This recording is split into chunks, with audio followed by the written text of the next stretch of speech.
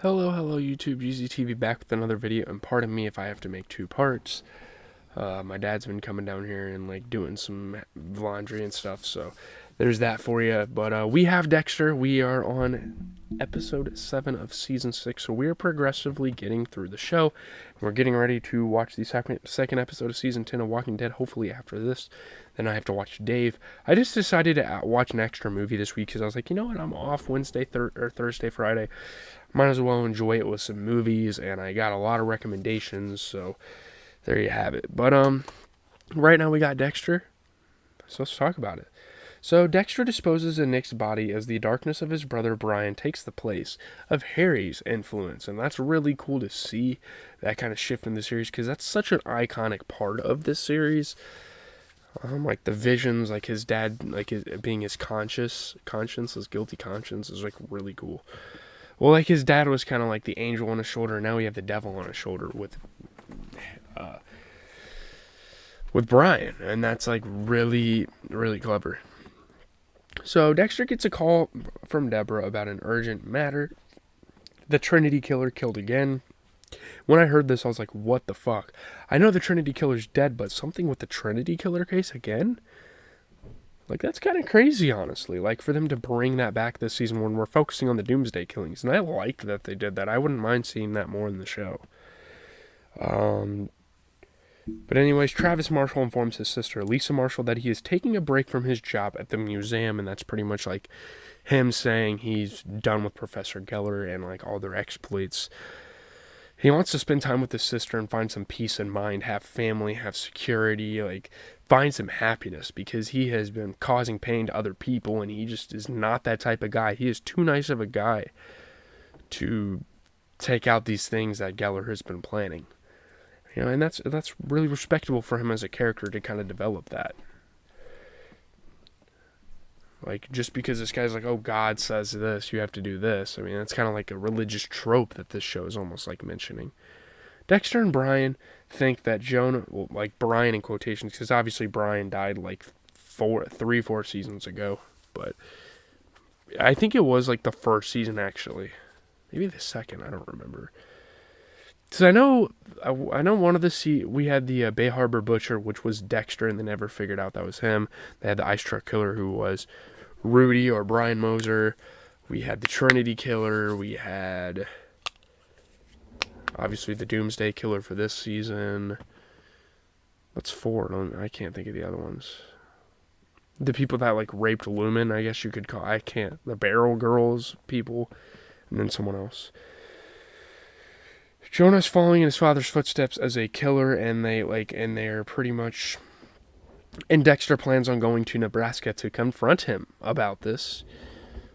So yeah, a little bit of a road trip is in store for Dexter and his guilty conscience, his devil on his shoulder, his darkness represented as his deceased brother.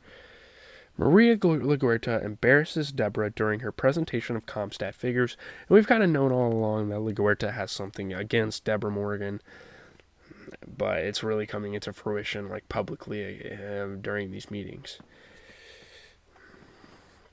When Dexter stops at a convenience store, he notices a revolver behind the counter. He flirts with this girl behind the counter, has sex with her, and is able to take the gun in the process. This is kind of like on his road trip. It's fucking wild of Dexter to do that. That's some of the freakiest shit I've seen this man do in the show, and that's obviously the photo here. Man. Steals the gun, and yeah. And his dark side loves it. Dexter locates Jonah at his place of work, a hardware store, and he's prepared to confront him about it. He doesn't want to like say, oh, you killed your family. Like, he kind of wants to ease into it. Dexter likes to kind of do that with people, you know. The same word said by Arthur Mitchell, like the hello Dexter Morgan. That was eerie and really cool touch in the dialogue. But anyways, back to the police station. I kind of want to like skim around the story because it's almost an hour of television. Like, we gotta kind of get through everything. So Deborah and Angel interview Holly Benson, the woman set free by Travis, and the fact that Travis set this woman free might have set him up, but especially Geller, because the department's already kind of on Geller's case, and yeah, I mean, this woman could tell them a lot of things. Like, she tells them there's an accomplice, so there's definitely two people. It's not just Geller. They gotta now find a student, you know? And he calls him professor, so it has to be one of his former students, right? He can't just be some random adult male. Jamie starts dating Lewis Green, an intern from Vince Masuka, so that's kind of another interesting side story. Angel doesn't like it, but, I mean, what can you do? Your sister loves someone and is starting to gain feelings for them. Dexter pays cash to an inquisitive guy, Norm, for a motel room at the Shady Lane Hotel. And yeah, this place sure as hell is shady, in the middle of, like, rural Nebraska. This guy's acting really weird, and they go out into the cornfield and they find out this guy's a weed farm. And he's, like, running this place by himself. It's, like, all it is shady, like, literally. This guy was only alive for one episode, but man, oh man, was he an interesting character. And Dexter tries to tell him he's like a landscape guy. This guy takes his car to go get it fixed, takes his forensics and his knives, and yeah. As Dexter takes a shortcut through a cornfield while walking into town, he finds a small pot farm. Norm watches him, realizes that Dexter discovered a secret, and he's going to seek revenge. Back at the church, Geller is ripping entrails from an alligator to kind of like prepare for his next victim. He's carrying it all out without Travis, obviously, because he pussied out, I guess you could say. Deborah's team discusses the next likely tableau, the Angel of Death. That's like the next thing in the Book of Revelations, and they're theorizing that this is the next thing that's going to get carried out. And they're going to try to get the details, maybe get some clues as to how to catch Geller doing this, possibly. And yeah. Lewis shows Jamie a video game that he is creating based on police cases, which is like the whole reason he is like an intern at the police station, to get this video game developed, which is really cool, you know. And like Deborah's been trying to contact Dexter this entire episode, and Jamie's like, I don't know where the hell he went, like literally serious, like he didn't tell me, you know. Norm finishes the tire and Dexter drives to Jonah's house. Dexter can't be sure. He's not fully like able to justify why he wants to kill Jonah, so he's kind of hesitant. And yeah, and his dark side's like, what the hell, man? We came all the way to Nebraska, like 30 hours of a drive, just for you to not carry this out and be hesitant, you know. And Dexter like shows up at his house looking for clues, and Jonah runs away and is probably going to either contact someone or try to hide somewhere and have Dexter meet him, which is kind of what happens. Dexter returns to the motel to take back his knives from Norm, whom he finds in a shed. Like, I will be fucking having those. You're not taking my shit. Norm thinks he works for, like, the police and is trying to bust him, which, yeah, I mean, he works for Miami Metro. One, that's 30 hours away, and two, he doesn't really give a fuck about Norm. Like, who gives a shit? You're just some random, like, motel manager out on the fucking countryside. No one cares. You're not hurting anyone. Travis returns Geller's things to him and states again that he is done, and he wants to, like, make sure that Geller knows this. Like, I'm not doing shit with you anymore.